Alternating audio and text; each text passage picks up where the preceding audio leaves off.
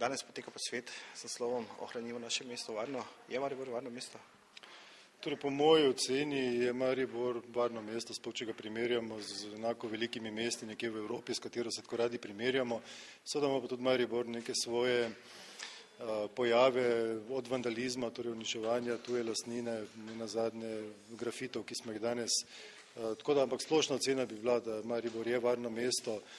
Trudimo pa se, da bi vse te nepravilnosti, anomalije, ki se dogajajo, torej v največji možni meri eliminirali. Nenazadnje zato tudi ta varnostni sosvet in tudi ta današnji posvet kot neko partnersko sodelovanje med Mestno občino Maribor in pa predvsem v tem primeru policijsko upravo oziroma policijo. Seveda so tudi druge službe, od mestne redarske službe do službe za zaščito in reševanje. Ampak splošna ocena bi bila, da Maribor je varno mesto, se pa seveda, pravim, tako kot v vsakem podobnem mestu dogajajo bolj ali manj neprijetne stvari. Bo varnostni sosvet kaj bolj aktivno na tem področju?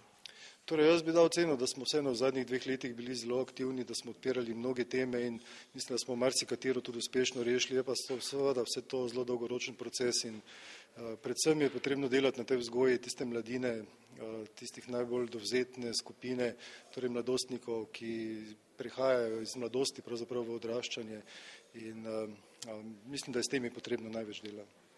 Kaj lahko policija še stori in bo storila, da ohrani Maribor bolj varno?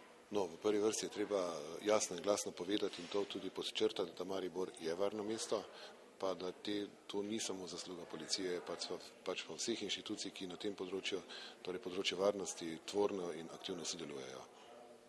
In kakšne bodo aktivnosti v prihodnosti? Danes bomo poudarili potrebo in nujnost sodelovanja, partnerskega odnosa, izvajanja skupnih aktivnosti, uresničevanja skupnih prioritet in skupnih ciljev.